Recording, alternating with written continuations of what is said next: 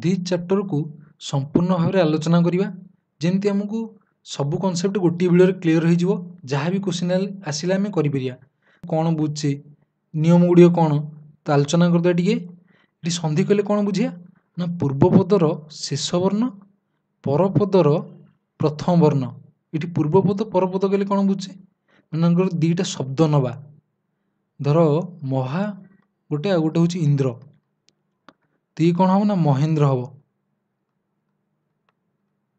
तो ये महाटा है कौन महा यहाँ हूँ पूर्वपद ये सेमती इंद्रटा हूँ कौन ना परपद तो दीटा पद मिसिक कौन हम ना महेंद्र गोटे शब्द हम तो ये महा जो यार कौन ये शब्दर शेष वर्णटा किए हा ये हूँ कौन प्रथम वर्ण जानी हो तो पूर्वपदर शेष वर्ण परपदर प्रथम वर्ण मिसिले ताको कहवा संधि ये संधिटा हूँ कौन गोटे मिश्रण ताको आम नियम गोटे नियम अनुसार मिश्रण करवा बुझीगला ये ह रे ये आकार अच्छी आकार मिशे ना ये आई मिसिकी ए कार से महेंद्र है बुझीगला ये हूँ गोटे नियमबद्ध उपाय तो या क्वेश्चन केमती बनची ना संधि कर ना संधि विच्छेद कर दी प्रकार क्वेश्चन आसूसी जानीला तो जदि पूर्वपदर शेष वर्ण परपदर प्रथम वर्ण ये जदि स्वर वर्ण हुए तो सी जदि मिसिबे सी ताकू कह स्वर संधि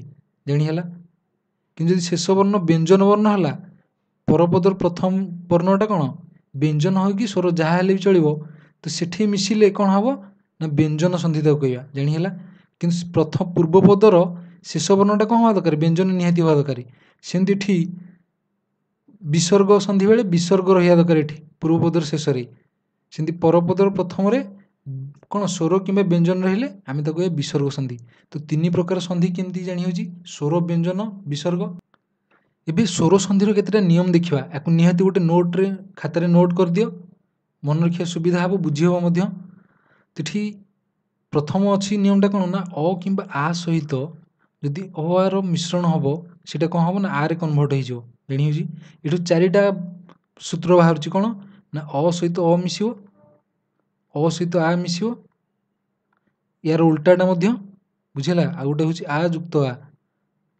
इठी दीटा बाहर गोटे गोटे तो चारिटा नियम बाहर जानी हो तो जहाँ भी हेले कौन बाहर ना आ बाहर तो ये सेमती हसई कि दीर्घई सहित जदि हसई कि दीर्घई मिश्रण हम से कौन हम दीर्घई सेमती ये हसौ दुर्घ सहित हसौ दुर्घर मिश्रण हेले कौन बाहर दुर्घ जानी हो आपको मन रखा सहज केमती हम आ सहित ये अ आ जदि धर 2 युक्त 3 मिशुची यहाँ केते हूँ 5 हूँ तो ये 5टा कौन 2 3 आंक भर किसी होनी कि बड़ हूँ ना नहीं तो से बड़र रेस्पेक्ट हूँ मिसिकी तो ये सेमती आ भितर बड़ कि आ तो ये आ ही बाहर जानी हो सेमती ये हसई दिगे भितर दीर्घईटा हूँ ये जानीला ये गोटे कैटेगोरी पलाऊँ स्वर वर्णर ये हूँ कौन आपको आम कह सरल संधि गोटे कहीपर सरल स्वर संधि कहीं हसौ दुर्घ गोटे टाइप रोचे किंतु ये जो अलग हो गोटे कैटेगोरी करद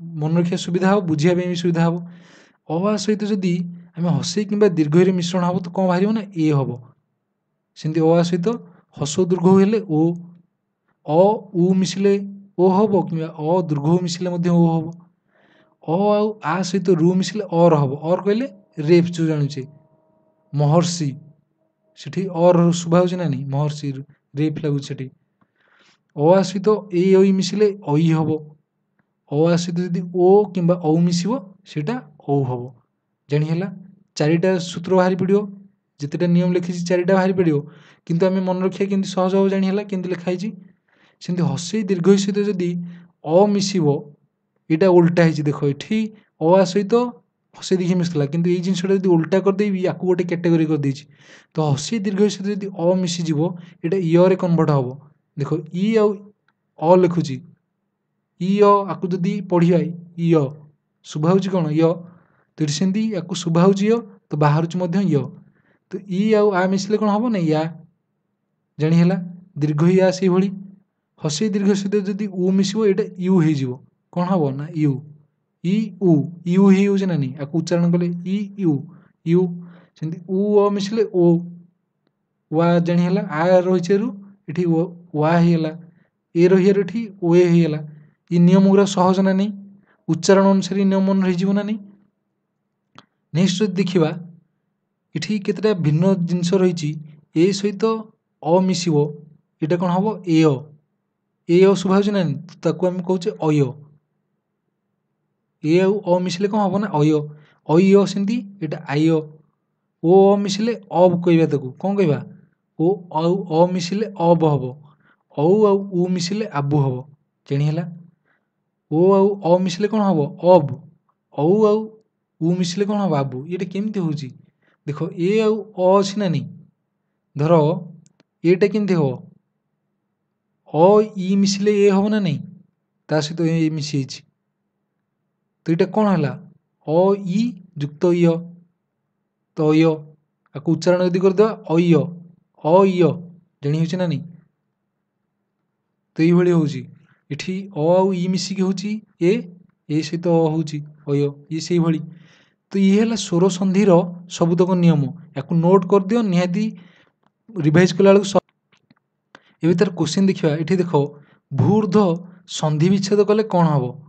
ଭୂର୍ଦ୍ଧ ଅଛି, ତ ଭୂର୍ଦ୍ଧ ଦୀର୍ଘ ଅଛି ନା ନାହିଁ? ଦୀର୍ଘଟା କେମିତି ହସୁ ହସ ମିଶିଲେ ଦୀର୍ଘ ହେବ, କିମ୍ବା ଦୀର୍ଘ ମିଶିଲେ ହେବ। ଦୀର୍ଘ ହସୁ ଯାହା ବି ହେବା ଦରକାର। ଏଠି ଦୁଇଟା ଶବ୍ଦର ଅର୍ଥ ବି ରହିବା ଦରକାର। ଭୂର୍ଦ୍ଧ, ଏଇଟା କ'ଣ ଶବ୍ଦ ବାହାରୁଛି କି? ଧ ହେଉଛି କିନ୍ତୁ ଏହାର କିଛି ନାହିଁ। ଭୂ ଅର୍ଥ ପୃଥିବୀ, ଏଇଟା ହେବନି। ଏଠି ମଧ୍ୟ ହେବନି। ଏଠି ଦେଖ ଭୂ ଉର୍ଦ୍ଧ୍ୱ ରହୁଛି, ଉର୍ଦ୍ଧ୍ୱ ମାନେ ଉପରେ, ତ ଏଇଟା ହେବ। ଏଠି ଦୀର୍ଘ ନିୟମ ଅନୁସାରେ ହେଉଛି। ଜାଣି ହେଲା? ଏଠି କିନ୍ତୁ ଭୂର ଅର୍ଥ ଅଛି କି? ଇଏ ଭୂ ଅର୍ଥ ଭୂ ଧରିତ୍ରୀ। ଜାଣି ହେଲା? ଆନ୍ସର ହେଲା କି ନା ଘ। ସେମିତି ଅନ୍ୱେଷଣ ଯଦି ଦେଖିବା, ଅନୁଯୁକ୍ତ ଏଷଣ, ଅନ୍ୱେଷଣ ଓ ଏ ପଢୁଥିଲେ ନା ନାହିଁ? ଓ ଏ ଗୋଟେ ପଢିଲେ ନା ନାହିଁ? ଜାଣି ହେଲା? ତ ସେଇଟା କେମିତି ହେଉଥିଲା ନା, ଉ ଆଉ ଏ ମିଶିକି ଓ ଏ ହେଉଥିଲା। ଜାଣି ହେଉଛି? ଉ ଆଉ ଏ ମିଶିକି କେଉଁଠି? ତ ଉଟା କାହାର ରହିବା ଦରକାର ନା, ପୂର୍ବପଦର ଶେଷରେ ରହିବା ଦରକାର, ଉ ଶୁଭାଯିବା ଦରକାର। ସେମିତି ଏଟା ପରପଦର ପ୍ରଥମରେ ରହିବା ଦରକାର। ତ ଅନୁଯୁକ୍ତ ଏଷଣ କେଉଁଠି ହେଉଛି କି? ଏଠି ଅନ୍ୱେଷଣ ଅଛି କିନ୍ତୁ ଏଇଟା ହେବନି, ଏଇଟା ମଧ୍ୟ ହେବନି। ଏଠି ଦେଖ ଅନୁଯୁକ୍ତ ଏଷଣ ଅଛି, ଏଠି ଉ ଶୁଭା ଯାଉଛି, ଉ ଏଷଣ, ତ ଅନ୍ୱେଷଣ ମିଶିଲେ ହେବ କ'ଣ? ଅନ୍ୱୟ, ଓ ଏ ହେଇଗଲା। ତ ଆନ୍ସର ହେବ କି ନା ଖ। ସ୍ୱାଗତ ଅଛି, ତ ଏଇଟା କ'ଣ ହେଇଯିବ ନା ସୁଯୁକ୍ତ ଆଗତ। ସ୍ୱା ଅଛି, ସ୍ୱା ଶୁଭା ହେଉଛି ମାନେ କ'ଣ? ୱା। ତ କ'ଣ ହେଇଯିବ? ଉ ଯୁକ୍ତ ଆ ମିଶିଲେ ୱା ହେବ। ତ ଆନ୍ସର ଏଠି ସୁଯୁକ୍ତ ଆଗତ କେଉଁଠି ଅଛି କି? ସୁ ଅଛି କେଉଁଠି କି? ଏଠି ନାହିଁ, ତ ତିନିଟା କି ହେଇପାରିବନି। କି ହେବ ନା ଘଟା ହେବ, ସୁଯୁକ୍ତ ଆଗତ, ସ୍ୱାଗତ ହେଇଗଲା। ସେମିତି ନୟନ ସନ୍ଧି ବିଚ୍ଛେଦ କଲେ କ'ଣ ହେବ? ନୟନ, ଅୟ ଶୁଭା ହେଉଛି, ନୟନ, ଏଥିରେ ଅୟ ଅଛି, ତ ନେ ଯୁକ୍ତ ଅନ, ନୟନ। ଏ ଆଉ ଅ ମିଶିଲେ ଅୟ ହେବ। ତ ଅୟଟା କେମିତି କେଉଁଠି ହେବ? ଦେଖ, ନୟ ଅନ, ଏଇଟା ହେବନି, ଏଇଟା ମଧ୍ୟ ହେବନି। ତ ନେ ଅନ କିଏ ଅଛି ନା ଘରେ ଅଛି। ପବନ ସେମିତି, ପବନ ଅବ୍ ଶୁଣିଥିଲେ ନା ନାହିଁ? ଅବ୍ ଗୋଟେ ଦେଖିଲେ କ'ଣ ସୂତ୍ରରେ ଅବ୍ ଅଛି। ଅବ୍ଟା କେମିତି ହୁଏ? ଓ ଆଉ ଅ ମିଶିଲେ ଅବ୍ ହୁଏ। ତ ଓ ଆଉ ଅ କେଉଁଠି ଅଛି? ଦେଖ, ପୋ, ଏଠି ଓ ଶୁଭା ହେଉଛି, ଏଠି ଅ ଶୁଭା ହେଉଛି, ଏଠି ଓ ନାହିଁ, ଏଠି ମଧ୍ୟ ନାହିଁ, ଏଠି ଉ ଶୁଭା ହେଉଛି। ତ ପୋ ଅନ ଏଠି ପବନ ହେବ। ତ ଆନ୍ସର ହେବ କିଏ ନା ଗ, ପୋ ଯୁକ୍ତ ଅନ। ଓ ଆଉ ଅ ମିଶିକି ଅବ୍ ହେଲା, ତ ସେଇ ଜିନିଷ ଅନୁସାରେ ପବନ ହେଲା। ଗବାକ୍ଷ, ୟାକୁ ଯଦି ସନ୍ଧି ବିଚ୍ଛେଦ କରିଦେଇ ଗବାକ୍ଷ, ଏଠି କ'ଣ ଅଛି? ଅବ୍ ବି ଅଛି। ଗୋ ଅକ୍ଷ, ଗବାକ୍ଷ, କ'ଣ ହେବ? ଗୋ ଅକ୍ଷ, ଗବାକ୍ଷ। ତ ଆନ୍ସର ହେବ କିଏ ନା କ। ଅତୁଳୈଶ୍ୱର୍ଯ୍ୟ, ଅତୁଳ ଯୁକ୍ତ ଐଶ୍ୱର୍ଯ୍ୟ, ଅତୁଳେୟ ଐ ଶୁଭା ହେଇଛି ଏଠି ନା ନାହିଁ? ଅତୁଳ ଯୁକ୍ତ ଅତୁଳୈଶ୍ୱର୍ଯ୍ୟ। ଦେଖ କେଉଁଠି ଅ ଐ ଅଛି, କେଉଁଠି? ଏଠି ଅ ତ ଶୁଭା ଅଛି, ଏଠି ଆ ହେଇଛି, ଆ ବି ମଧ୍ୟ ହେବ, କିନ୍ତୁ ଅତୁଳା ସେମିତି କିଛି ନାହିଁ, ଅତୁଳ ଅଛି। ଐଶ୍ୱର୍ଯ୍ୟ, ଅଶ୍ୱର୍ଯ୍ୟ ଏଠି ଅଛି, ଏଠି ଐଶ୍ୱର୍ଯ୍ୟ ଅଛି। ଆନ୍ସର ହେବ କି ଗ। ତଥା ଯୁକ୍ତ ଏବ, କ'ଣ ହେବ ନା ତଥେଇବ। ତଥା ଆ ଆଉ ଏ ମିଶିଲେ କ'ଣ ହେବ? ଐ। ଏଠି ଆ ଓ ଏ ମିଶିଲେ କ'ଣ ହେବ ନା ଐ। ତ ଇ କେଉଁଠି ଅଛି? ଦେଖ, ତଥେଇବ, ତାଥେଇବ, ଏଠି ତା ଥେଇବ ହେଇଛି ତ ଏଇଟା ହବନି, କୋଉଟା ହବ ନା ଖଟା ହବ ତଥେଇବ। ତାପରେ ଦେଖିବା ଗୋଟେ ଦେଇଛି ଅ କିମ୍ବା ଆ ପରେ ଓ ବା ଔ ମିଶିଲେ କ'ଣ ହବ? ଅ ସହିତ ଓ ମିଶିଲେ କ'ଣ ହବ? ଔ। ଅ ଆ ସହିତ ଯଦି ଓ ର ମିଶ୍ରଣ ହବ ତ କିଏ ବାହାରିବ? ଔ ହବ। ଆନ୍ସର ହବ କିଏ ନା ଗ। ଜାଣି ହେଉଛି କେମିତି ହେଉଛି? ଏବେ ଦେଖିବା ଏଇ ଯେଉଁ ସ୍ୱର ସନ୍ଧିର ଆଉ କେତେଟା ସନ୍ଧି ରହିଛି ତାକୁ ଦେଖିଦେବା ସମ୍ପୂର୍ଣ୍ଣ। ଏଠି ଦେଖ ଅ ମିଶିକି ଆ ହେଉଥିଲା, ଏଇଟା ନିୟମ ପଢ଼ିଲେ ତାର ଉଦାହରଣ କି ସବୁ ରହିଛି ନା ଦେବଯୁକ୍ତ ଅସୁର କ'ଣ ହେଲା? ଏଠି ଅ ଯୁକ୍ତ ଅ ରହିଛି ତ ଦେବାସୁର ହେଉଛି। ସେମିତି ଶ୍ଵେତାମ୍ବରରେ ଶ୍ଵେତ ଯୁକ୍ତ ଅମ୍ବର, ଜାଣି ହେଉଛି ଅ ଶୁଭା ହେଉଛି ନା ଶ୍ଵେତ ଅମ୍ବର। ନୀଳାଚଳ ତ ନୀଳ ଯୁକ୍ତ ଅଚଳ।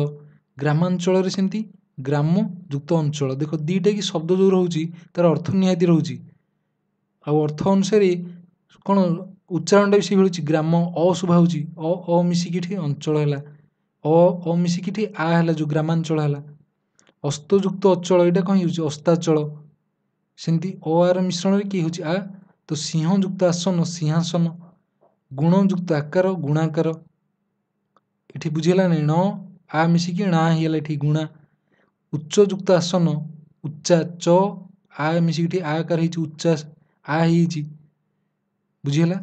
ଚିତା ଯୁକ୍ତ ଅନଳ ତ ଏଇଟା ହେଇଯିବ କ'ଣ? ଚିତାନଳ। ସେମିତି ସୁଧାଂଶୁରେ ସୁଧା ଯୁକ୍ତ ଅଂଶୁ ସୁଧାଂଶୁ। ଏଠି ଆ ମିଶିକି ହେଲା ନା ଆ ହେଉଛି। ସେମିତି ବିଦ୍ୟା ଯୁକ୍ତ ଆଳୟ ବିଦ୍ୟାଳୟ। ଏଠି ଆ ରହିଛି, ଏଠି ମଧ୍ୟ ଆ ରହିଛି, ଏଠି ଦେଖ ଆର କନଭର୍ଟ ହେଇଛି ନା ନାହିଁ। ଏଠି ଦେଖ ଯେତେକ ସନ୍ଧି ହେଉଛି ଏଇଟା ପୂର୍ବ କ'ଣ ପୂର୍ବ ପଦର ଶେଷ ବର୍ଣ୍ଣ ସହିତ ଯୋଗ ହେଉଛି।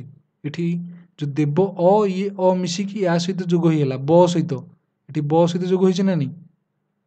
କିନ୍ତୁ ଗୋଟେ ଗୋଟେ ଜାଗାରେ ପରବର୍ଣ୍ଣ ସହିତ ଯୋଗ ହେବ, ପରପଦର ପ୍ରଥମ ବର୍ଣ୍ଣ ସହିତ, ଜାଣି ହେଉଛି।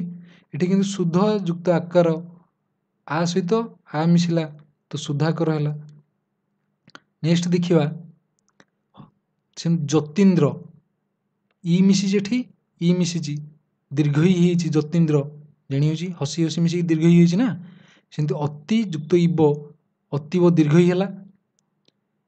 ଏଠି ପରି ଯୁକ୍ତ ଇକ୍ଷା ପରୀକ୍ଷା ଦୀର୍ଘ ଇ ହେଇଛି ପରୀକ୍ଷା। ମୁନି ଯୁକ୍ତ ଈଶ୍ୱର ତ ମୁନୀଶ୍ୱର ଦୀର୍ଘ ଇ ହେଲା। ମହି ଯୁକ୍ତ ଇନ୍ଦ୍ର ଦୀର୍ଘ ଇ ହେଲା ମହୀନ୍ଦ୍ର। ଦୀର୍ଘ ଇ ହସି ମିଶିଲେ କ'ଣ ହେବ? ଦୀର୍ଘ ଇ। ସଚି ଯୁକ୍ତ ଇନ୍ଦ୍ର ସଚିନ୍ଦ୍ର ମହୀନ୍ଦ୍ର ସଚିନ୍ଦ୍ର। ଦେଖ ଏଇଥିରୁ ଯଦି ପଚାରିବ ଏଠୁ ଆମେ କ'ଣ ବିଚ୍ଛେଦରୁ ବାହାର କଲେ ସନ୍ଧିଟା, ଯଦି ଶବ୍ଦ ଦେଇଥିବ କହିବେ ସନ୍ଧି ବିଚ୍ଛେଦ କରିବା ପାଇଁ ଏଇଭଳିଆ କରିବା ନା ନାହିଁ। ମହୀନ୍ଦ୍ର ଦୀର୍ଘ ଇ ଶୁଭା ହେଉଛି ଆମକୁ ତ ମହି ଯୁକ୍ତ ଇନ୍ଦ୍ର ହେଇପାରେ, କିନ୍ତୁ ମହାଯୁକ୍ତ ଇନ୍ଦ୍ର ଥିବ ତ ଏଇଟା ମହେନ୍ଦ୍ର ତ ହେଇପାରିବନି, ଏଇଟା ହେବ ମହେନ୍ଦ୍ର। ହରେ ଏକାର ଲାଗିଯିବ କ'ଣ ହେଇଯିବ? ମହେନ୍ଦ୍ର ହେଇଯିବ। ଦୀର୍ଘ ଇ ଅଛି, ଏଠି କ'ଣ ଦୀର୍ଘ ଇ ହେଇଯିବ ତ ମହି ଈଶ୍ୱର ମହୀଶ୍ୱର ହେଇଗଲା ଦୀର୍ଘ ଇ। ଅବନି ଯୁକ୍ତ ଈଶ ତ ଅବନିଶ। ଇଟା ୟା ସହିତ ଲାଗି ହେଉଛି ନ ସହିତ ତ ନି ହେଇଗଲା ସ ଲାଗିଗଲା ସେମିତି ଅବନିଶ, ଜାଣି ହେଲା।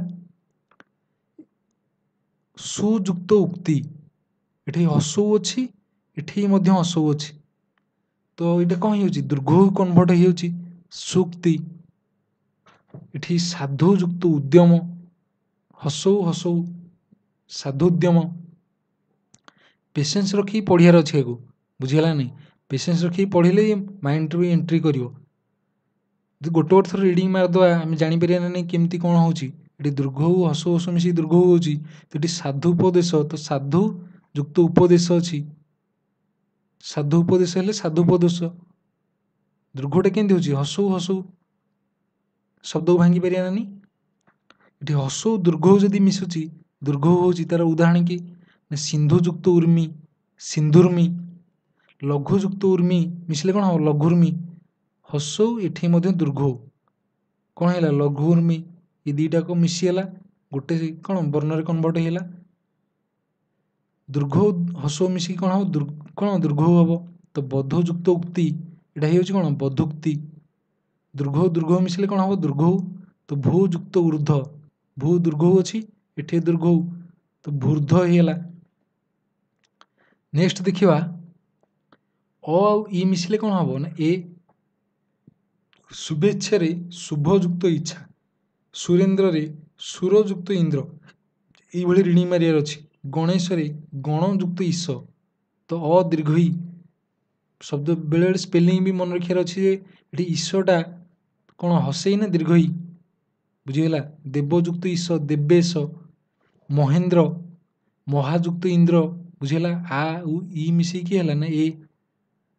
ସେମିତି ଯଥାଯୁକ୍ତ ଇଚ୍ଛା କ'ଣ ହବ ଯଥେଚ୍ଛା, ଆ ଏଠି ଇ ମିଶିଛି ତ ଯଥେଚ୍ଛା ଏ କନଭର୍ଟ ହେଇଗଲା ତ ଯଥେଚ୍ଛା ହେଇଗଲା। ଆ ଦୀର୍ଘ ଇ ତ ଏ କି ରମାଯୁକ୍ତ ଈଶ ରମେଶ, ମହାଯୁକ୍ତ ଈଶ୍ୱର କି ମହେଶ୍ୱର। ଏଠି କ'ଣ ଥିଲା ନା ଅ କିମ୍ବା ଆ ସହିତ ହସେଇ କିମ୍ବା ଦୀର୍ଘ ଇ ମିଶିଲେ ସେଇଟା କେଉଁଥିରେ କନଭର୍ଟ ହବ ନା ଏ ରେ କନଭର୍ଟ ହବ। ନେକ୍ସଟ ଦେଖିବା ଅ ସହିତ ଯଦି ଉ ମିଶିବ ସେଇଟା କେଉଁଥିରେ କନଭର୍ଟ ହବ ନା ଓ ରେ। ତ ସେମିତି ଅ ଆ ସହିତ କ'ଣ ଉ ଏଠି ପ୍ଲସ୍ କରିଦେଉଛି, ଅ କିମ୍ବା ଆ ସହିତ ହସଉ କିମ୍ବା ଦୀର୍ଘ ମିଶିଲେ ସେଇଟା କେଉଁଥିରେ କନଭର୍ଟ ହବ ଓ। ତ ଏଇଥିରୁ ଚାରିଟା ସୂତ୍ର ବାହାରିଛି। ଚାରିଟା ସୂତ୍ର କିଏ ଜାଣି ହେଲା? ଅ ଉ ଏଠି ଅ ଦୀର୍ଘ ଆ ଉ ଏଠି ଆ ଦୀର୍ଘ ଜାଣି ହେଲା।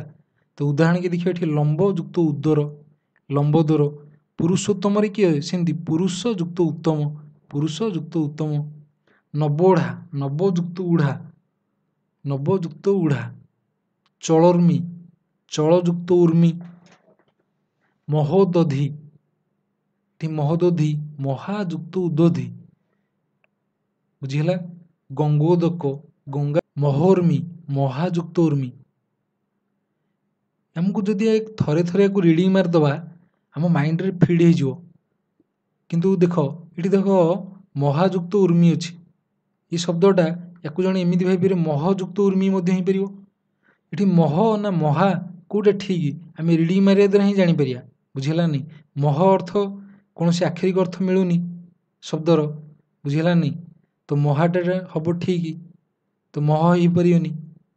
ଅପସନ୍ ବି ଥିବ ନା ମହ, ତ ଏଇ ରିଡ଼ିଂ ମାରିବାର ଏଇଟା ଫାଇଦା ହବ। ନେକ୍ସଟ ଦେଖିବା ଅ ଆଉ ରୁ ମିଶିଲେ କ'ଣ ହବ ନା ଅର୍। ସପ୍ତର୍ଷି ସପ୍ତର୍ଷି ସପ୍ତ ଯୁକ୍ତ ଋଷି। ଦେବର୍ଷି ଦେବଯୁକ୍ତ ଋଷି, ଦେବଯୁକ୍ତ ଋଷି। ତ ଅରଟା ରେଫ୍ ଲାଗିଯାଉଛି ଜାଣି ହେଉଛି ଏଥିରେ।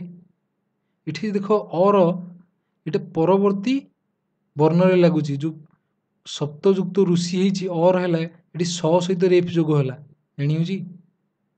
ପର ବର୍ଣ୍ଣରେ ଲାଗୁଛି ଏଇଟା ଜାଣି ହେଲା, ପରବର୍ଣ୍ଣରେ କ'ଣ ଅରଟା ଯୋଗ ହେଉଛି। ସେମିତି ଆ ଯୁକ୍ତ ରୁ ମିଶିଲେ ଅର ହେଉଛି ରାଜା ଯୁକ୍ତ ଋଷିଟା କ'ଣ ହବ ରାଜର୍ଷି, ମହାଯୁକ୍ତ ଋଷିଟା ସେମିତି ମହର୍ଷି,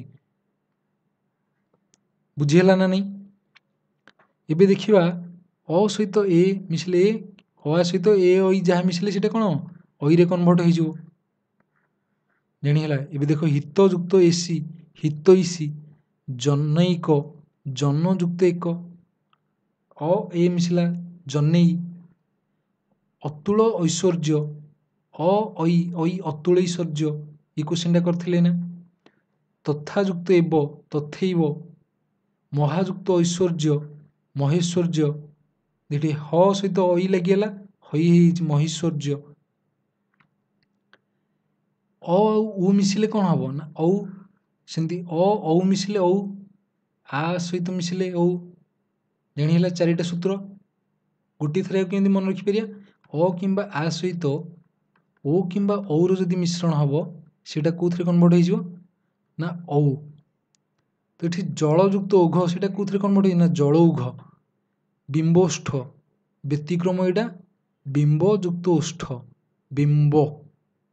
ତ ଓ ରହିଯାଉଛି ଓଷ୍ଠ, ତ ବିମ୍ବୋଷ୍ଠ ହେଉଛି କିନ୍ତୁ ବ୍ୟତିକ୍ରମ ଏଇଟା ଜାଣି ହେଉଛି। ଅ ଓ ଯୁକ୍ତ ଔ, ବନ ଔଷଧି ବନୌଷଧି। ମହାଯୁକ୍ତ ଓଜ ତ କ'ଣ ହେଇଯିବ ମହା, ଆ ଅଛି ଓ ଅଛି ଔରେ ହେଇଯିବ ମହୁ, ମହୋଜ। ମହାଯୁକ୍ତ ଔଷଧ ମହୌଷଧ, ହଉ ହେଇଗଲା। ଏଠି ଦେଖ ଆମେ ଏଠି କ'ଣ ବିପରୀତ ଦେଖିଲେ, ସେ ପ୍ରଥମେ ଅ ସହିତ ଇ ମିଶୁଥିଲା କିନ୍ତୁ ଏହାର ଓଲଟା ହେଇଗଲା, ଇ ସହିତ ଅ ମିଶିଲା ତ ଏଇଟା ଇୟରେ କନଭର୍ଟ ହେଉଥିଲା, ଏଠି କିନ୍ତୁ ଏରେ କନଭର୍ଟ ହେଉଥିଲା ଜାଣି ହେଉଛି। ଏଠି ଦେଖିବା ଇ ସହିତ ୟ ମିଶିଲା, ଇ ସହିତ ଅ ମିଶିଲେ ୟ, ଏଠି ଆ ମିଶିବାରୁ ୟା, ଏଠି ୟ ଦୀର୍ଘ ଇ ସହିତ ମିଶିଛି, ସେମିତି ଦୀର୍ଘ ଇ ସହିତ ଉ ମିଶିଛି ୟୁ ହେଇଛି, ହସେଇ ସହିତ ମଧ୍ୟ ଉ ମିଶିଲେ ୟୁ ହବ। ଦେଖ ପ୍ରତିଯୁକ୍ତ ଅହ ପ୍ରତ୍ୟହ, ଇ ଅ ମିଶିଲା କୋଉଥିରେ କନଭର୍ଟ ହେଲା ୟ, ଏଠି ୟ ନ ଲେଖିକି କ'ଣ ଲେଖା ହେଲା, ତାର ସାଙ୍କେତିକ ରୂପଟା କ'ଣ ଜ୍ୟ ଫଳା, ଜାଣି ହେଉଛି। ତ ଜ୍ୟ ଫଳା ଲାଗିଯାଇଛି ଏଠି ପ୍ରତ୍ୟହ, ଜାଣି ହେଲା। ଏଠି ଜ୍ୟ ଯୁକ୍ତ ଆ ହେଇଛି, ଇତି ଯୁକ୍ତ ଆଦି ଇତ୍ୟାଦି, ସୂଚୀ ଯୁକ୍ତ ଅଗ୍ର, ଇ ଅ ୟ ହେଉଛି ସୂଚୀ ଅଗ୍ର, ଅଭିଯୁକ୍ତ ଉଦୟ ଅଭ୍ୟୁଦୟ ଅଭ୍ୟୁଦୟ, ଜାଣି ହେଉଛି। ୟୁ ଜ୍ୟ ଫଳା ହସଉକାର, ଏଠି ଜ୍ୟ ଫଳା ହସଉକାର ଲାଗୁଛି। ନେକ୍ସଟ ଦେଖିବା ଓଟା କେମିତି ହଉଥିଲା, ଉ ଅ ମିଶିକି ଅନ୍ୱୟ, ତ ଅନୁଯୁକ୍ତ ଅୟ, ଉ ଏଠି ଅ ଅଛି ଅନ୍ୱୟ, ଅନ୍ୱେଷଣ, ଅନୁଯୁକ୍ତ ଏଷଣ, ଅନ୍ୱେଷଣ ହେଉଛି ସେମିତି ସ୍ୱାଗତ, ସୁଯୁକ୍ତ ଆଗତ, ବହୁଆଡମ୍ବର, ତ କ'ଣ ହବ ନା ବହୁ ଯୁକ୍ତ ଆଡମ୍ବର, ବଧ୍ୱାଦି, ବଧୂ ଯୁକ୍ତ ଆଦି ବଧ୍ୱାଦି। ନେକ୍ସଟ ଦେଖିବା ନୟନଟା ସେମିତି କ'ଣ ହେଉଛି ନେ ଯୁକ୍ତ ଅନ ନୟନ, ନାୟକ, ଏଠି ଅୟ ବୁଝିଉଛି ନା, ଅୟ କେମିତି ହବ ନା ଏ ଅ ମିଶିକି ଅୟ ହେଇଛି, ଏଠି ସେମିତି ନାୟକ ଅଇ ଆଉ ଅ ମିଶିକି ଆୟ ହେଉଛି, ତ ନଈ ଯୁକ୍ତ ଅକ ନାୟକ, ଗଇ ଯୁକ୍ତ ଅକ ଗାୟକ, ଜାଣି ହେଉଛି ଆୟ, ତ ଗ ଆୟ ଯୁକ୍ତ କ ଗାୟକ ହେଉଛି। ଓ ଯୁକ୍ତ ସେମିତି କ'ଣ ହବ ନା ଅବ, ତ ଭୋ ଯୁକ୍ତ ଅନ ଭବନ, ପୋ ଯୁକ୍ତ ଅନ ପବନ, ପବନର କରିଥିଲେ ସନ୍ଧି ବିଚ୍ଛେଦଟା। ସେମିତି ଆବୁ କେମିତି ହଉଥିଲା ନା ଔ ସହିତ ଉ ମିଶିକି ଅବ ଉ, ଜାଣି ହେଉଛି। ଔଟା କେମିତି ଅ ଓ ମିଶିଲେ ମଧ୍ୟ ଔ ହବ, ସେଇଟା ଅବ ଆଉ ଉ ମିଶିକି ଆବୁ ହେଇଗଲା। ତ ଭୌକ କ'ଣ ହେଇଯାଉଛି ନା ଭାବୁକ। ଇଏ ହେଉଛି ବିସର୍ଗ ଆଉ ବ୍ୟଞ୍ଜନ ସନ୍ଧିର କେତେଟା କୋଶ୍ଚିନ୍, ତାକୁ କରିବା ପୂର୍ବରୁ ଆମେ ବ୍ୟଞ୍ଜନ ସନ୍ଧିକୁ ତାର ଯେଉଁ ସୂତ୍ର ରହିଛି ତାକୁ ଆମେ ଡିସ୍କସ୍ କରିଦେବା। ତ ଏଇ କ୍ୟାଟାଗୋରୀ ଅନୁସାରେ ମୁଁ ଲେଖିଛି, ୟାକୁ ନୋଟ୍ କରିଦିଅ।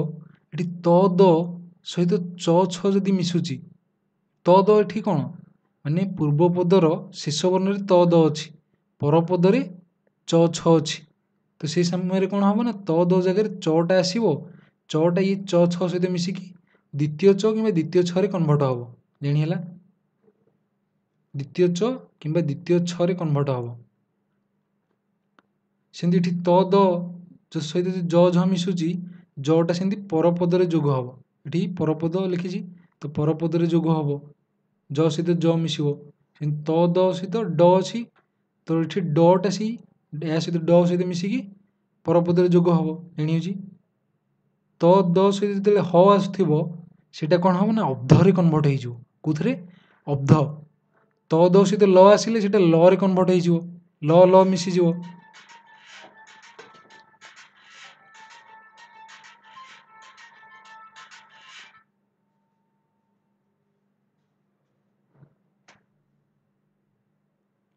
ଏଠି ଯଦି ତ ଦ ସହିତ ସ ଆସୁଛି, ବୁଝିହେଲା, ତ ସେଇଟା କ'ଣ ହେବ ନା ଦ୍ୱିତୀୟ ଛରେ କନଭର୍ଟ ହେଇଯିବ। ଏଠି ତ ଦ ଯୋଗକୁ ରିପ୍ଲେସ୍ କରିବ ଚ, ପୁଣି ଏ ସରେ ଅଛି, ସଟା ଚରେ କନଭର୍ଟ ହେଇଯିବ, ବୁଝିହେଲା, ମିଶିକି ଦ୍ୱିତୀୟ ଛରେ କନଭର୍ଟ ହେବେ ସେମାନେ। ତ ଦେଖିବା ଡିସ୍କସ୍ ଯେତେବେଳେ ଉଦାହରଣ ଆସିବ ସେଇ ଅନୁସାରେ ଜାଣିପାରିବା, କ୍ଲାରିଟି ମିଳିଯିବ ଆମକୁ। ଦ ଧ ସହିତ କ ଖ କିମ୍ବା ପ ଫ କିମ୍ବା ସ ମିଶିଲେ ସେଇଟା ତରେ କନଭର୍ଟ ହେବ, ସେମିତି ସ ସହିତ ତ ମିଶିଲେ ଟ, ସ ସହିତ ଥ ମିଶିଲେ ଠରେ କନଭର୍ଟ ହେବ। ଏବେ ଇଏ ହେଲା ଗୋଟେ କ୍ୟାଟାଗୋରୀ, ଇଏ ଯେତକ ଡିସ୍କସ୍ କଲି ଇଏ ହେଉଛି ଗୋଟେ କ୍ୟାଟାଗୋରୀର, ଏତକ ବୁଝିଲେ ଆକୁ ମନେ ରଖିବା ସହଜ ହେଇଯିବ। ସ ସହିତ ତ ମିଶିଲେ ଟ, ସ ସହିତ ଥ ମିଶିଲେ ଠ, ତ ଏଇଠୁ ଉଦାହରଣ ଅନୁସାରେ ଷଷ୍ଠ ଅଷ୍ଟମୀ ଏଗୁଡ଼ା ଯେଉଁ ହେଉଛି ସେ ଉଦାହରଣ ବୁଝିବା ସେଠୁ। ଏଠି ସେମିତି ସମ କିମ୍ବା ପରି, ଇଏ ହେଉଛି କ'ଣ ନା ଉପସର୍ଗ। ଉପସର୍ଗ ସହିତ ଯେତେବେଳେ କ୍ରୁ ଧାତୁ, ସମ ପରି ସହିତ କ୍ରୁ ଧାତୁ ମିଶିବ, କ୍ରୁ ଧାତୁ ଅଛି ମାନେ ସଟା ସ ଯୋଗ ହେବ କାହା କେଉଁଥିରେ ନା ପରବର୍ଣ୍ଣରେ, ସଂ ଯୁକ୍ତ କାର ସଂସ୍କାର ହେଇଯିବ, ଜାଣି ହେଉଛି।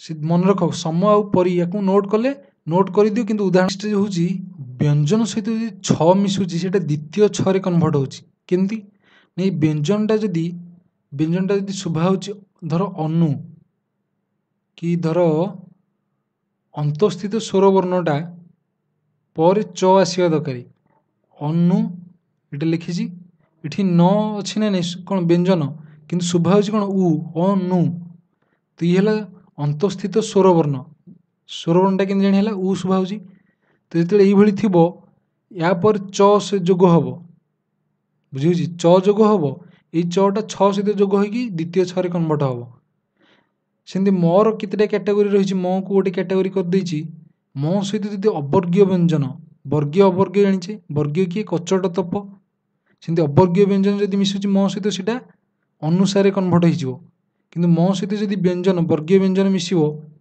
तो वर्गीय व्यंजन अनुसार हम किंतु आउ कौन हो पार ना व्यंजन वर्गर पंचम वर्ण जानी हूँ म स्थान रे कौन लगी म स्थान रे पंचम वर्ण धर क लिखाई ये व्यंजन रे क अच्छी तो यार पंचम वर्ण किए हो ख ग घ उ अच्छी पंचम वर्णटा किए उ बुझेगा नहीं क ख ग घ उ ना नहीं तो उ हम म जगह पंचवर्ण कले जानी कौन सेमती व्यंजन सहित न कि म मिसिले वर्गर पंचम वर्ण आड हम वर्गर पंचम वर्ण जोग हम उल्टाटा म सहित व्यंजन होता ये व्यंजन सहित न कि म है जानी है ये मोर कैटेगोरीटा सेमती आउ गोटे लास्ट कौन ना व्यंजन सहित यदि स्वर वर्ण कि वर्गर तृतीय चतुर्थ वर्ण वर्ग तृतीय चतुर्थ माने धर क वर्ग ख ग घ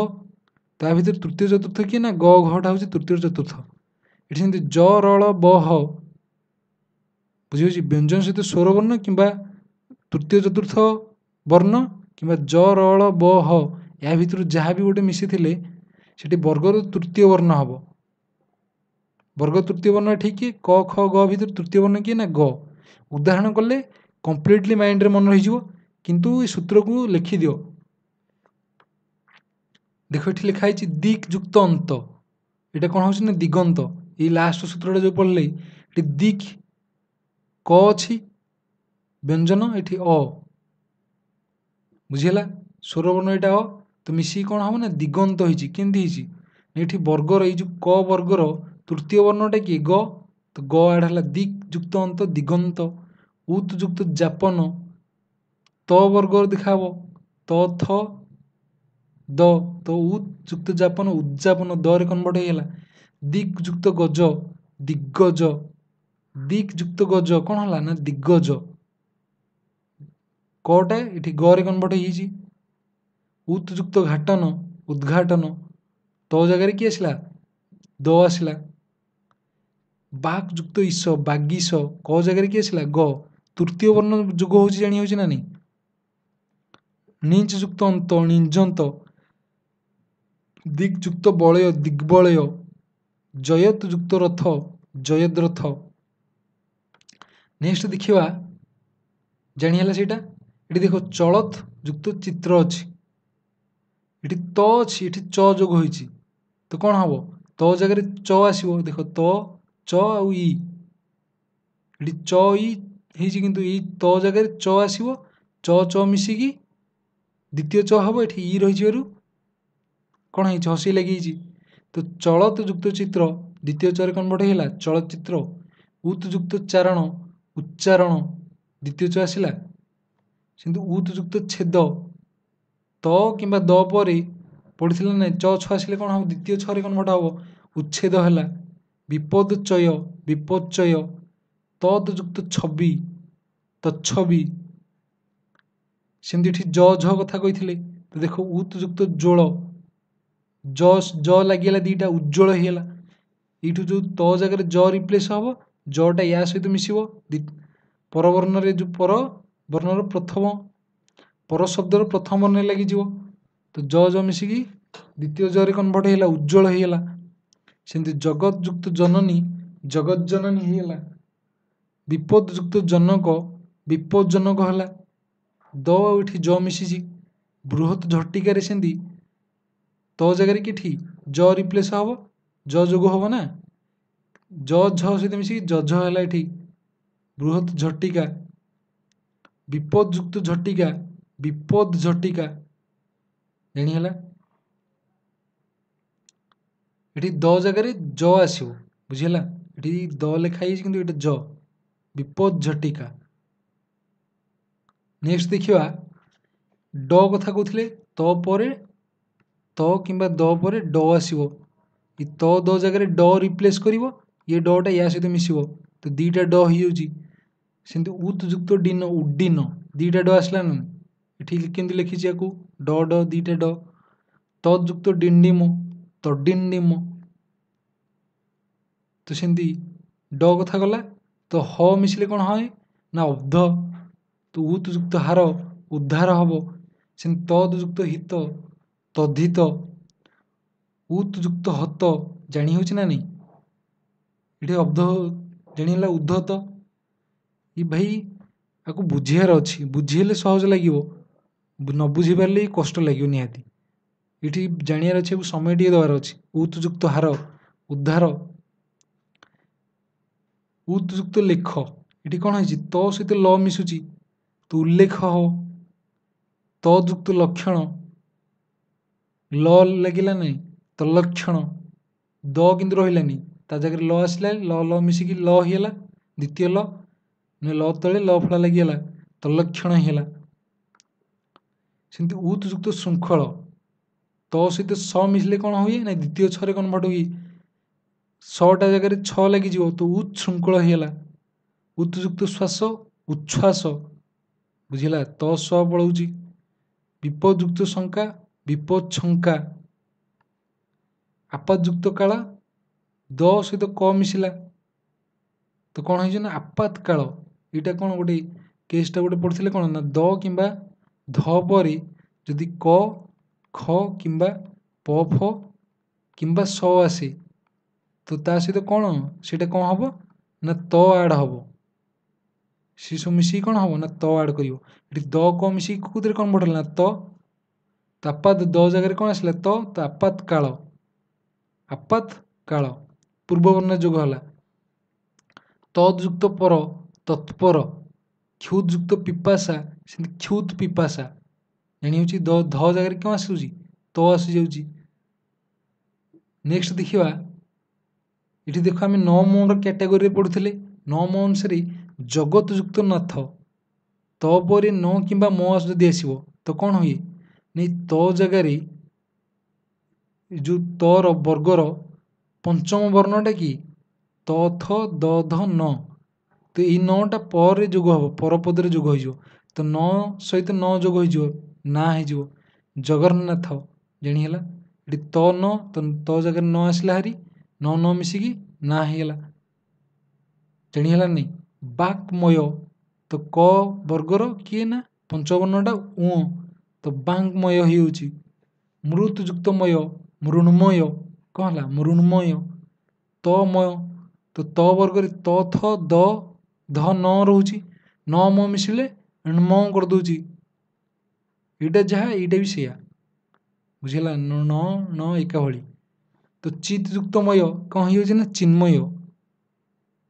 ଚିତ୍ ଯୁକ୍ତମୟ କିଏ ହେଉଛି ନା ଚିନ୍ମୟ, ତ ବର୍ଗର ନ ଆସୁଛି ନା। ଜଗତ ମୋହନ, ଜଗନ୍ମୋହନ, ଜାଣିହେଲା। ଏଠି ସେମିତି ଦେଖିବା ସମ୍ ଯୁକ୍ତ ଚୟ, ମ ସହିତ ଚ ଯୋଗ ହେଉଛି, ମାନେ ମ ସହିତ ବ୍ୟଞ୍ଜନ ଆଡ଼ ହେଲା। ତ ବ୍ୟଞ୍ଜନ ଆଡ଼ ହେବ ମାନେ କ'ଣ, ଆମେ ଅନୁସାର ଦେଇପାରିବା, ନହେଲେ ଏ ଯେଉଁ ଚ ବ୍ୟଞ୍ଜନ ବର୍ଗର ପଞ୍ଚମ ବର୍ଣ୍ଣଟାକୁ ଆଡ଼ କରିବା। ତ ସମ୍ ଯୁକ୍ତ ଚୟ, ମ ଜାଗାରେ ଅନୁସାରେ ଏଠି ଦେଇଦେଇଛି, ସ ହେଇଯାଇଛି, ସଞ୍ଚୟ ହେଇଗଲା। କିନ୍ତୁ ଏଠି ମ ହଟେଇକି କ'ଣ କରୁଛି ନା ଅଞ୍ଚ କରିଦେଇଛି। କେମିତି ହେଇଛି, ନିୟ ଆଉ ଚ ମିଶିଛି, ମ ଜାଗାରେ କ'ଣ ଆସିଛି, ଏ ଚ ବର୍ଗର ପଞ୍ଚମ ବର୍ଣ୍ଣଟା କ'ଣ ନିୟ, ଚ ଛ ଜ ଝ ନିୟ। ତ ନିୟ ସହିତ ଚ ମିଶିଲା, ମ ଜାଗାରେ ନିୟ ଆସିଲା, କ'ଣ ଚ ମିଶିଲା, ତ ଅଞ୍ଚରେ କନଭର୍ଟ ହେଇଗଲା, ନିୟଞ୍ଚ ଅଞ୍ଚ। ତ ସଂଜୟ, ଏଠି ନିୟଜ, ଏଇଟା ଚ ବର୍ଗରେ ଜ ଅଛି ନା, ତ ପଞ୍ଚମ କିଏ ନିୟ, ତ ସଞ୍ଜୟ। ଏଠି ଅନୁସାର ଦେଇ ଦେଉଛି ଜାଣିହେଲା ଏ ଦୁଇଟା କି ଆନ୍ସର ଠିକ୍। ସେମିତି ସଂଯୁକ୍ତ ବାଦ ସମ୍ବାଦ ହେବ ନହେଲେ ସମ୍ବାଦ, ସଂଯୁକ୍ତ ଗ୍ରହ ସଂଗ୍ରହ, ସଂଯୁକ୍ତ ବଳ ସମ୍ବଳ। ୟାକୁ ଗୋଟେ ଗୋଟେ ଥର ରିଡ଼ିଂ ମାରିବା ଦରକାର ଆବଶ୍ୟକ। ରିଡ଼ିଂ ମାରିଲେ ଆରାମସେ ବୁଝି ହେବ, କିଛି ଅସୁବିଧା ନାହିଁ। ସଂଯୁକ୍ତ ସାର ଏଠି ମ ପରେ ସ ଅଛି, ସଂସାର କରିଦେଲେ ତାକୁ ଅନୁସାର ଲାଗିଗଲା। ଜାଣି ହେଉଛି ଏଇଟା ଅବର୍ଗୀୟ ବ୍ୟଞ୍ଜନ। ଯଦି ମ ସହିତ କ'ଣ ଅବର୍ଗୀୟ ବ୍ୟଞ୍ଜନ ଆସେ ତ ସେଇଟା କ'ଣ ହେଇଯିବ ଅନୁସାରେ କନଭର୍ଟ ହେବ। ଏଠି ଅନୁସାର ଲାଗିଲା ନା ନାହିଁ। ସଂସାର, ସଂଶୋଧନ ସଂଯୁକ୍ତ ଶୋଧନ, ସଂରକ୍ଷଣ ସଂଯୁକ୍ତ ରକ୍ଷଣ, ସହନ୍ତି ସଂଯୁକ୍ତ ହତି। ସେମିତି ସ ସହିତ ତ ମିଶିଲେ ଟ ହେବ ତ କ'ଣ ହେବ ନା ତୁ ଯୁକ୍ତ ତଟା ଟରେ କନଭର୍ଟ ହେଇଯିବ। ସ ଟ ମିଶିଲେ ଅଷ୍ଟ ତୁଷ୍ଟ ହେଲା। ସ ଥ ମିଶିଲେ ଅଷ୍ଟ ତ ଷଷ୍ଠ। ଏଠି ସି ଯୁକ୍ତ ତ ଶିଷ୍ଟ। ଜାଣି ହେଲା। ଏଠି ଦେଖ ସମଯୁକ୍ତ କୃତି ମ ଏଠି କ୍ରୁ ଧାତୁ ଆସିଲା ଗୋଟେ, ବୁଝିହେଲା। କ୍ରୁ ଧାତୁ ଶବ୍ଦ ଏଠି କୃତି କାର କାର। ତ ଯେତେବେଳେ କ୍ରୁ ଧାତୁ ଆସିବ ସେଠି ସଯୋଗ ହେବ। ଜାଣି ହେଉଛି ସମଯୁକ୍ତ କୃତି ଏଠି ମ କାରଣରୁ ଏଠି ଅନୁସାର ଲାଗିଲା, କିନ୍ତୁ ସ୍କ୍ରୁ କେମିତି ହେଲା ଏଠି କ୍ରୁ କ ଜାଗାରେ କ ସହିତ ସ ମିଶିଲା। ଜାଣି ହେଲା ତ ସ ଆଉ କ ମିଶିଲେ ଅସ୍କ ହେଇଯାଉଛି ତ ସଂସ୍କୃତି। ପରିଯୁକ୍ତ କାର ଏଠି କ ଜାଗାରେ କ ସହିତ ସ ମିଶିବ ପରିଷ୍କାର ହେଇଗଲା। ସଂଯୁକ୍ତ କାର ସଂସ୍କାର ହେବ। ଜାଣି ହେଉଛି। ଏଠି ଦେଖ ଅନୁଯୁକ୍ତ ଛେଦ ଅନୁଚ୍ଛେଦ ହେବ। ଏଠି ଦେଖ ଇଏ ହେଉଛି କ'ଣ ନା ଉପସର୍ଗ, କିନ୍ତୁ ୟାକୁ ଏଇଟା ଯେଉଁ କ'ଣ ଶୁଭା ହେଉଛି ଅନୁ ବ୍ୟଞ୍ଜନ ତ ରହିଛି କିନ୍ତୁ ଶୁଭା ହେଉଛି କ'ଣ ଅନ୍ତଃସ୍ଥିତ ସ୍ୱର ବର୍ଣ୍ଣ ରହିଛି ନା ନାହିଁ ଉ। ତ ଉ ସହିତ ଏଠି ଛ ମିଶୁଛି ତ କ'ଣ ଦ୍ୱିତୀୟ ଛରେ କନଭର୍ଟ ହେଇଯିବ। ଏଠି ଛ ମିଶୁଛି ଛ ଦ୍ୱିତୀୟ ଛରେ କନଭର୍ଟ ହେଇଯିବ। ଏଠି ଦ୍ୱିତୀୟ ଛରେ କନଭର୍ଟ ହେଇଛି ନା ନାହିଁ। ଅନୁଯୁକ୍ତ ଛେଦ ଅନୁଚ୍ଛେଦ, ପରିଯୁକ୍ତ ଛଦ ପରିଚ୍ଛଦ କେବଳ ଦ୍ୱିତୀୟ ଛରେ କନଭର୍ଟ ହେଉଛି। ବିଚ୍ଛେଦ ଆଚ୍ଛାଦନ। ଜାଣି ହେଲା। ନେକ୍ସଟ ଦେଖିବା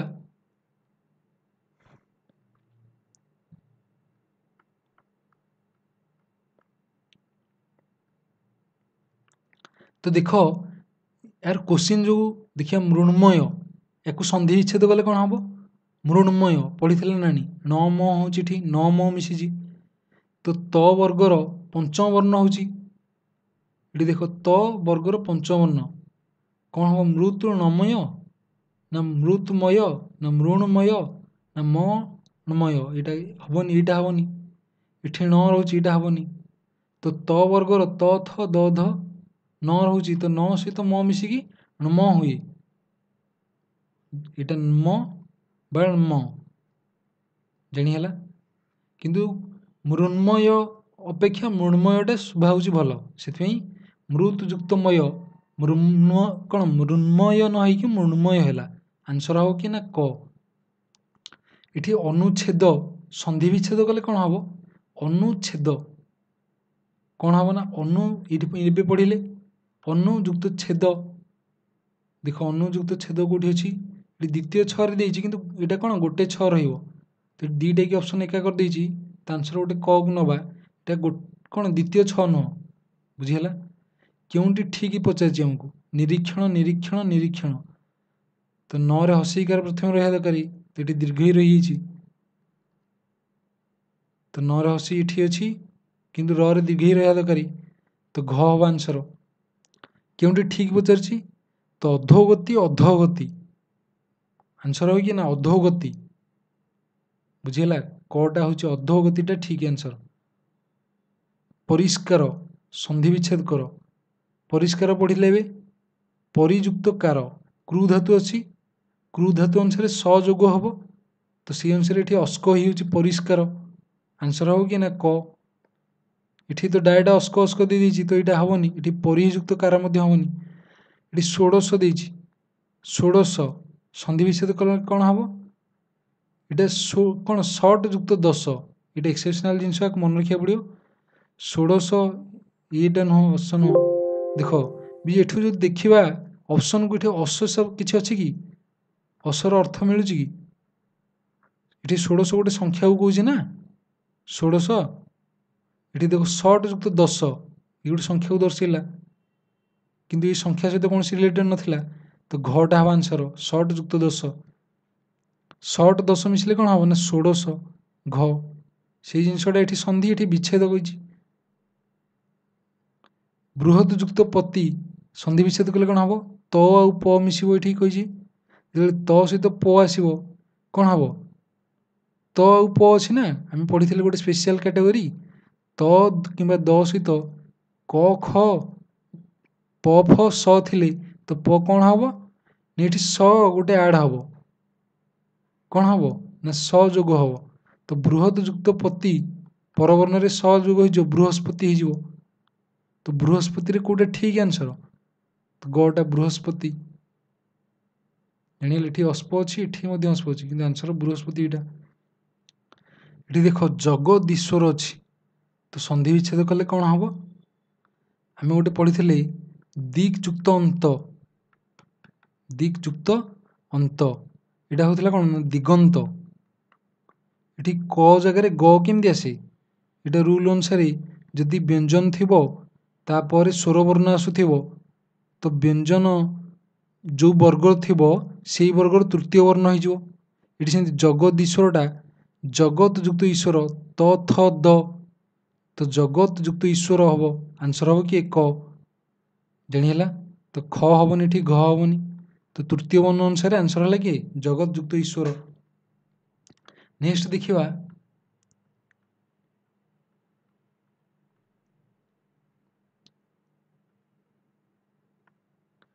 ଏବେ ବିସର୍ଗ ସନ୍ଧିର କନସେପ୍ଟ ଆଉ କ୍ୱେଶ୍ଚିନ୍କୁ ଡିସ୍କସ୍ କରିବା। ତ ବିସର୍ଗ ସନ୍ଧିର ଦେଖ, ବିସର୍ଗ ସନ୍ଧିକୁ ସେମିତି କ୍ୟାଟେଗୋରାଇଜ୍ କରିଦେଇଛି। ତ ବିସର୍ଗ ସହିତ ଯଦି ପୂର୍ବ ବର୍ଣ୍ଣରେ ପୂର୍ବ ପଦରେ ବିସର୍ଗ ଅଛି, ପରପଦରେ ଚ କିମ୍ବା ଛ ଅଛି, ତ ସେଠି ଅଶ୍ଚ ଅଶ୍ଚରେ କନଭର୍ଟ ହେଇଯିବ। ଇଏ ସହଜ ନା ନାହିଁ। ବିସର୍ଗଟା ଦୁଇଟା ରୂପ ଥାଏ, ଗୋଟେ ସରୂପୀ ଆଉ ଗୋଟେ ର ରୂପୀ, ଦୁଇ ପ୍ରକାର ବିସର୍ଗ ଜାଣି ହେଉଛି। ତ ସରୂପୀ ର ରୂପୀରେ ସଟା ଏଠି ଚ ସହିତ ମିଶିବାରୁ ଅଶ୍ଚ ହେଲା, ଜାଣି ହେଲା। ଏଠି ବିସର୍ଗଟା ସ ଆକାରରେ କାମ କରୁଛି, ତ ଅଶ୍ଚ ଅଶ୍ଚ ଏଠି ବିସର୍ଗ ସହିତ ତ ଥ କନଭର୍ଟ ମିଶିଲେ କ'ଣ ହେବ, ଅସ୍ତ ଅସ୍ତରେ କନଭର୍ଟ ହେଇଯିବେ। ଟ ଠ ମିଶିଲେ ଅଷ୍ଟ ଅଷ୍ଟ, ଜାଣି ହେଲା ସହଜ ଜିନିଷ ନା ନାହିଁ, ଇଏ ଗୋଟେ କ୍ୟାଟେଗୋରୀ। ସେମିତି ଯଦି କହୁଛି ବିସର୍ଗଟା ସରୂପୀ ହେଇଥିବ, ଆର ଗୋଟେ ଶବ୍ଦ ଅଛି ତେଜସ୍ ବୟସ, ତେଜହଟା ଧର ତେଜହ ଲେଖା ହେଇଛି, ୟାକୁ ଆମେ ଏମିତି ଲେଖିପାରିବା ତେଜସ୍, କ'ଣ ଲେଖିପାରିବା ତେଜସ୍। ତ ଯେତେବେଳେ ସରୂପୀ ସହିତ ଅ କିମ୍ବା ବର୍ଗର ତୃତୀୟ ଚତୁର୍ଥ ପଞ୍ଚମ ବର୍ଣ୍ଣ କିମ୍ବା ଜ ର ଳ ବ ହ ଇଏ ଯଦି ମିଶିବେ ସେଇଟା ଓରେ କ'ଣ ହେବ ନା ଓରେ କନଭର୍ଟ ହେବ। ଜାଣି ହେଲା, ଏତିକି ମନେ ରଖ। ଯେତେବେଳେ ସରୂପୀ ସହିତ ଅ କିମ୍ବା ତୃତୀୟ ଚତୁର୍ଥ ପଞ୍ଚମ ବର୍ଣ୍ଣ କିମ୍ବା ଜ ର ଳ ବ ହ ୟାକୁ ଟିକେ ମନେ ରଖିବାକୁ ପଡ଼ିବ। ତ ସିଏ କି ମିଶିଲେ, ଯାହା ବି ମିଶିଲେ ସେଇଟା କ'ଣ ହେବ ନା ଓରେ କନଭର୍ଟ ହେବ ସରୂପୀ ସହିତ। କିନ୍ତୁ ସେ ଯଦି ର ରୂପୀ ସହିତ ମିଶିବ ସେଇଟା ର ଯୋଗ ହେଇଯିବ, କ'ଣ ହେବ ନା ରଟା ପରବର୍ଣ୍ଣରେ ଯୋଗ ହେବ, ବୟୋବୃଦ୍ଧି ମାନେ ପୂର୍ବ ବର୍ଣ୍ଣରେ ଯୋଗ ହେବ। ଜାଣିଲା। ବିସର୍ଗ ର ରୂପୀ, ତ ଏଠି ର ଯେତେବେଳେ ବିସର୍ଗଟା ର ରୂପୀ ଥିବ ତାପରେ ଗୋଟେ ର ଆସୁଥିବ, ତ ସେଠି କ'ଣ ହେବ ଧର ବିସର୍ଗ ଯେଉଁ ର ରୂପୀ ର ଆସୁଛି ସେଠି ଯଦି ହସେଇକାର ଥିବ ଦୀର୍ଘଇକାରରେ କନଭର୍ଟ ହେଇଯିବ, ହସଉକାର ଥିଲେ ଦୀର୍ଘଉକାର ହେଇ କନଭର୍ଟ ହେଇଯିବ। ତ ଏଠି ସେଇଥିପାଇଁ ଲେଖିଛି ଦୀର୍ଘ, ବୁଝିହେଲା। ତ କ୍ୱେଶ୍ଚିନ୍ କଲେ ଜାଣିପାରିବା। ବିସର୍ଗ ସହିତ ଯଦି କ ପ ଫ ଆସେ ସେଟା ଅସ୍କ ଅସ୍ପ ଅସ୍ଫରେ କନଭର୍ଟ ହେବ। ବିସର୍ଗ ଅ ବ୍ୟତୀତ ଯଦି ଅନ୍ୟ ସ୍ୱର ବର୍ଣ୍ଣ ରହିଲା ତ ସେଇଟା କ'ଣ ହେଇଯିବ ନା ବିସର୍ଗ ଲୋପ ହେବ। ସେଠି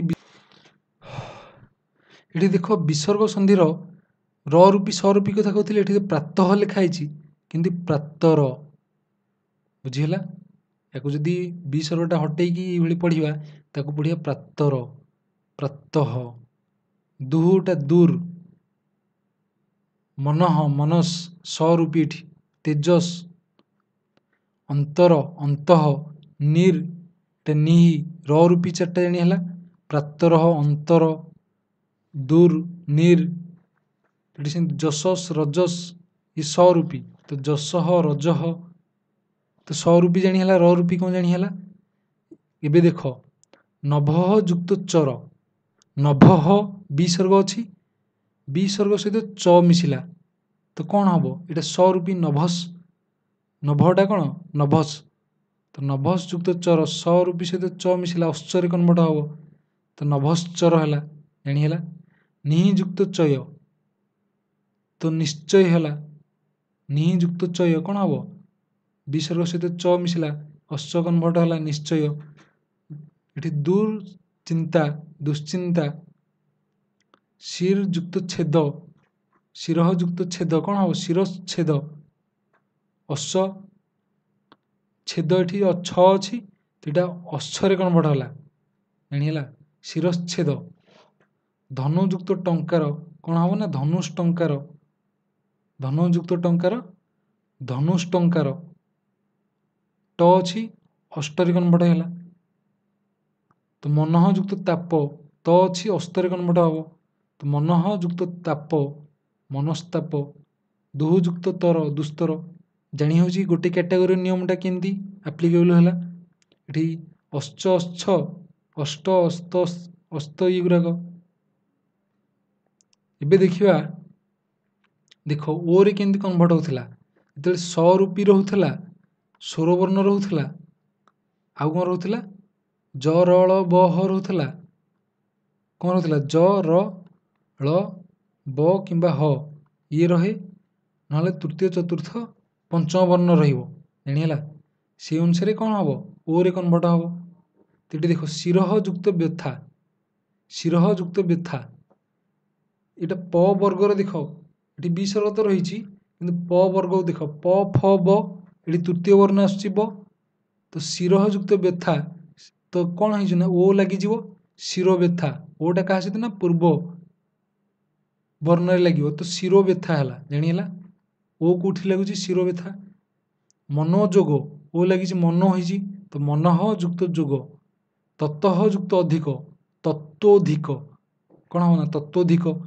ତପଃ ଯୁକ୍ତ ବନ, ତପୋବନ। ଅଧଃ ଯୁକ୍ତ ଗତି, ତ ଅଧୋଗତି। ଜାଣି ହେଲା ଓ କେମିତି କନ୍ଭର୍ଟ ହେଉଛି। ମନଃ ଯୁକ୍ତ ବାଞ୍ଛା, ମନୋବାଞ୍ଛା, ଓ ହେଇଛି। ମନଃ ଯୁକ୍ତ ହର, ବିସର୍ଗ ଏଠି ହ ହେଇଛି, ତ ମନ। ଜ ର ଳ ହ କଥା କହୁଥିଲା ନାଇଁ, ଏଠି ହ ଆସିଛି। ବୟଃ ଯୁକ୍ତ ବୃଦ୍ଧି, ବୟୋ ବୃଦ୍ଧି। ମନଃ ଯୁକ୍ତ ରଞ୍ଜନ, ମନୋରଞ୍ଜନ। ତେଜଃ ଯୁକ୍ତ ମୟ, ତ କ'ଣ ହେଇଯିବ? ତେଜୋମୟ। ଓରେ କେମିତି କନ୍ଭର୍ଟ ହେଲା? ଓ କାର, ଓ ଜାଗାରେ ଏଠି କ'ଣ ଲାଗୁଛି ନା ଓ କାର ଲାଗିଯାଇଛି। ତ ପୁନଃ ଯୁକ୍ତ ଅପି, ଏଠି ଆସିଲା ର ରୂପୀ, ର ଅନୁସାରେ କ'ଣ ଯୋଗ ହେବ ନା ର ରୂପୀରେ ର ଯୋଗ ହେବ, ତ ଏଇଟା ପୁନଃଟା କ'ଣ? ପୁନର୍ଯୁକ୍ତ ଅପି, ତ ପୁନରପି। ଏଠି ପୁନଃଟା ଉଚ୍ଚାରଣ ହେବ କ'ଣ? ପୁନର୍ଯୁକ୍ତ ମୂଷିକ, ପୁନର୍ମୂଷିକ, ଜାଣି ହେଲା। ନିର୍ ଯୁକ୍ତ ଜନ, ନିର୍ଜନ। ଦୁର୍ ଯୁକ୍ତ ଗତି, ଦୁର୍ଗତି। ଜାଣି ହେଉଛି କେମିତି ହେଉଛି? ର ଏଠି ରହୁଛି, ରଟା ତା ସହିତ ପରେ ଯୋଗ ହେଇକି ରେଫରେ କନ୍ଭର୍ଟ ହେଉଛି। ଏଠି ଜାଣି ହେଲା ନାହିଁ। ସେମିତି ଧନୁ ଯୁକ୍ତ ବିଦ୍ୟା, ଧନୁର୍ବିଦ୍ୟା। ଏଟା ଯଦି ବିସର୍ଗ ହଟେଇଦେବା, ଏଇଟା ଧନୁରୁ ହେବ ବିସର୍ଗ ଜାଗାରେ। ଧନୁର୍ଯୁକ୍ତ ବିଦ୍ୟା, ର ବ ମିଶିକି ଅର୍ବ ହେଇଗଲା, ଧନୁର୍ବିଦ୍ୟା। ସ୍ୱର୍ଗତ, ସୋହ ଯୁକ୍ତ ଗତ, ସ୍ୱର୍ଗତ। ଏଠି ଦେଖ ମୁହୁର୍ମୁହୁ, ଇଏ ଗୋଟେ ଇମ୍ପୋର୍ଟାଣ୍ଟ। ମୁହୁର୍ମୁହୁ ଲେଖା ହେଇଛି ନା ନାହିଁ, ତ ମୁହୁ ଯୁକ୍ତ ମୁହୁ, ମୁହୁର୍ ଏଠି ର ଶୁଭାଯିବ, ରଟା ମୁଁ ସହିତ ମିଶିଲେ ରେଫ୍ ଲାଗିଯିବ, ମୁହୁର୍ମୁହୁ ହେଇଗଲା। ପୁନରାଗମନ, ପୁନଃ ଯୁକ୍ତ ଆଗମନ, ପୁନରାଗମନ। ଏଇଟା ରଟା ମଧ୍ୟ ଏଠି ଆ ରହିଯାଇଛି, ତ ର ଆ ମିଶିକି ରା ହେଇଗଲା। ଅନ୍ତର୍ଦାହ, ଦରେ ରେଫ୍ ଲାଗିଗଲା, ଅନ୍ତର୍ଦାହ। ନିଃ ଯୁକ୍ତ ଦେଶ, ନିର୍ଦେଶ। ନିର୍ଯୁକ୍ତ ଲୋଭ, ନିର୍ଲୋଭ। ଅନ୍ତର୍ଯୁକ୍ତ ହିତ, ଅନ୍ତର୍ହିତ। ନିର୍ ଏଠି ନିର୍ ହେବ ଉଚ୍ଚାରଣ, ଧନ, ନିର୍ଧନ। ଆୟୁର୍, ଆୟୁର୍ଟା କ'ଣ ହେବ? ଆୟୁର୍ ଯୁକ୍ତ ବେଦ, ଆୟୁର୍ବେଦ। ଏଇ ଜିନିଷ ଗୁଡ଼ା ଗୋଟେ ଗୋଟେ ଥର ରିଡ଼ିଂ ମାରିବା ଆବଶ୍ୟକ।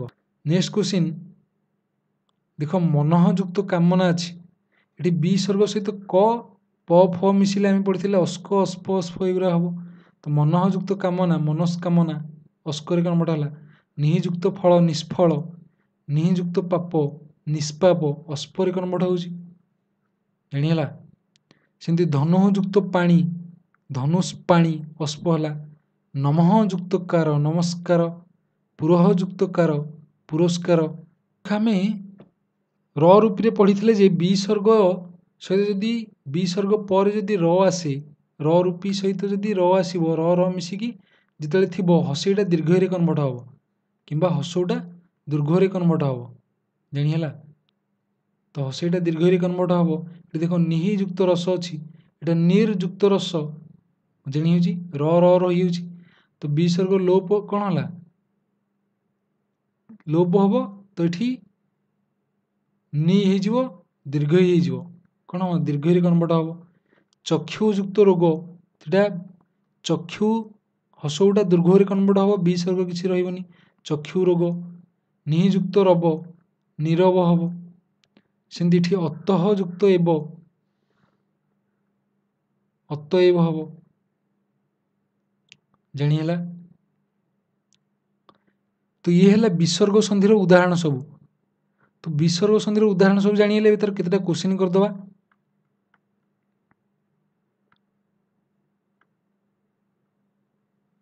ଏଠି ଦେଖ ନିମ୍ନୋକ୍ତ ମଧ୍ୟରୁ କିଏ ଏକ ବିସର୍ଗ ସନ୍ଧି ନୁହେଁ। ଏଠି ଦେଖ ଚକ୍ଷୁ ରୋଗ ଆମେ ପଢ଼ିଲେ ନା, ଚକ୍ଷୁ ଯୁକ୍ତ ରୋଗ ଅଛି, ବିସର୍ଗ ସନ୍ଧିରେ ଅଛି। ପୁନଃମୂଷିକ ଅଛି, ରେଫ୍ ଲାଗିଛି। ସଂସ୍କାର ଏଠି ଅନ୍ତର୍ହିତ, ରେଫ୍ ଲାଗିଛି, ଜାଣି ହେଉଛି ବିସର୍ଗ ଅଛି ନିହାତି। ତ ସଂସ୍କାର ନାହିଁ, ଏଇଟା ସମ୍ ଯୁକ୍ତ କାର, ତ ଗ ଆନ୍ସର ହେବ କି ଗ। ଧନୁଷ୍ ପାଣି ପଢ଼ିଲେ ନା, ତ କ'ଣ ହେବ ଆନ୍ସର, ଧନୁଃ ଯୁକ୍ତ ପାଣି। କେଉଁଠି ଅଛି ଧନୁଃ ଯୁକ୍ତ ପାଣି, କରେ ଅଛି ଧନୁଃ ଯୁକ୍ତ ପାଣି। ବାଙ୍କ୍ମୟ, ମୁହଁ ହେଇଛି, ମୁହଁଟା ପଞ୍ଚମ ବର୍ଣ୍ଣ, ତ ଏଇଟା କ'ଣ ହେବ, ବାକ୍ ଯୁକ୍ତମୟ।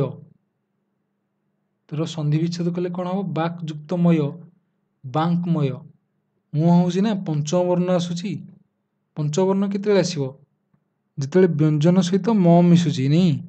ଏଠି ବ୍ୟଞ୍ଜନ ସହିତ ମ ମିଶୁଛି, ତ ବର୍ଗର ପଞ୍ଚବର୍ଣ୍ଣ ଆସିଲା, ତ ବାକ୍ କହିବା, ମୟ ହେଇଛି, ତ ବାଙ୍କ୍ ଯୁକ୍ତମୟ, ବାଙ୍କ୍ମୟ ହେଲା, ଜାଣିହେଲା। ତତୋଧିକ ସନ୍ଧି ବିଚ୍ଛେଦ କଲେ କ'ଣ ହେବ, ତତ୍ତ୍ୱ ଓ ଆସୁଛି, ତ ତତଃ। ଅପସନରୁ ଦେଖିଲେ ଏଠି ତତଃ ଅଛି, ଏଠି ତତ୍ତ୍ୱ ଅଛି।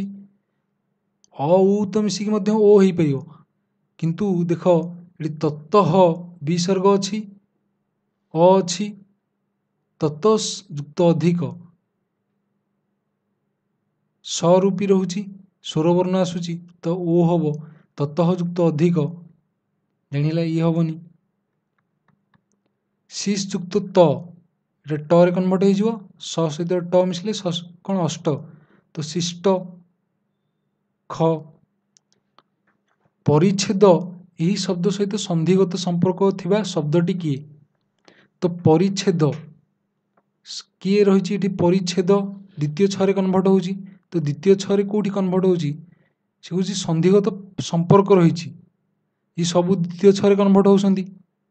କିନ୍ତୁ ଏଠି ଦେଖ ପରିରେ, ଏଠି ପରିଟା ହେଉଛି ଉପସର୍ଗ, ସେମିତି ବିଚ୍ଛେଦରେ ବିଟା ଉପସର୍ଗ, ଉଚ୍ଛେଦରେ ଉତ୍ ଆସୁଛି, ଉଚ୍ଛୃଙ୍ଖଳରେ ଉତ୍ ଆସୁଛି, ଏଠି ସେମିତି ତତ୍ ଆସୁଛି, ତ ବିରେ ବି ଉପସର୍ଗ ଆସୁଛି, ଏଠି ପରି ଉପସର୍ଗ ଅଛି, ତ ଆନ୍ସର ହେବ କି କ। ବିସର୍ଗ ପରେ ଟ ବା ଠ ଥିଲେ କ'ଣ ହେବ, ବିସର୍ଗ ସ୍ଥାନରେ କ'ଣ ହୁଏ, ବିସର୍ଗ ସ୍ଥାନରେ ସ ଆସିବ, ବୁଝିହେଲା। ଅଷ୍ଟ ଅଷ୍ଟରେ କନ୍ଭର୍ଟ ହୁଏ ନା, ତ ସ ଆସିବ, ତ ଅଷ୍ଟ ଅଷ୍ଟ ହେବା ପାଇଁ କେଉଁ ସ ଲାଗିବ, ଗ। ନିଷ୍ପାପ, ଏହା ସହିତ କାହାର ସନ୍ଧିଗତ ସମ୍ପର୍କ ଅଛି, ନିଷ୍ପାପଟା ସନ୍ଧିଗତ, ନିହି ଯୁକ୍ତ ପାପ ଆମେ ପଢ଼ିଲେ, ତ ନିହି ଯୁକ୍ତ ପାପ ନିଷ୍ପାପ ହେଉଛି। ତ ଦେଖ ଏଠି ନିରବ ବିସର୍ଗ ସନ୍ଧି ହେଇଛି, ତ ନିଷ୍ଫଳା, ନିହି ଯୁକ୍ତ ଫଳା, ଏଠି ନିରସ, ନିର୍ଧନ, ଏଠି ନିର୍ଧନ ଅଛି, ନିହି ଯୁକ୍ତ ଧନ, ଏଠି ନିହି ଯୁକ୍ତ କ ପ ଫ ଭିତରୁ ଆସିବା ଦରକାର ନା, ତ ଏଠି ନିହି ଯୁକ୍ତ ଫଳା ହେବ, ଆନ୍ସର ହେବ କି କ। ଗୋଟେ ପଢ଼ିନଥିଲେ ବିସର୍ଗ ସହିତ କ କିମ୍ବା ପ କିମ୍ବା ଫ, ଇଏ ଗୋଟେ ରୁଲ୍ ଥିଲା, ତ କ ହେବ ଆନ୍ସର ଏଠି। ବିସର୍ଗ ପରେ ଚ କିମ୍ବା ଛ ଆସିଲେ ବିସର୍ଗ ସ୍ଥାନରେ କ'ଣ ହେବ, ବିସର୍ଗ ପରେ ଚ କିମ୍ବା ଛ ମିଶିବ ଯଦି ତ ଅଶ୍ଚ ରେ କନଭର୍ଟ ହେବ। ତ ବିସର୍ଗ ସ୍ଥାନରେ କେଉଁ କ'ଣ ଆସିବ ନା ସ ଆସିବ। ତାଲବ୍ୟ ସ କ ହେବ ଆନ୍ସର। ପୁରଃ ଯୁକ୍ତ କାର, ପୁରଃ ଯୁକ୍ତ କାର ତ ପୁରସ୍କାର ଜାଣି ହେଉଛି। ପୁରସ୍କାର ଏଠି ସ ରୂପୀ ପୁରସ୍କାର ଅସ୍କ କନଭର୍ଟ ହେଇଗଲା ଏଠି କେଉଁଠି ପୁରସ୍କାର କେଉଁଟା ଠିକ୍ ହେବ ଗଟା ଏଇଟା। ଏଠି ହସକାଟା କଟିଯାଇଛି ତ ପୁରସ୍କାର ଏଇଟା ବୁଝିହେଲା।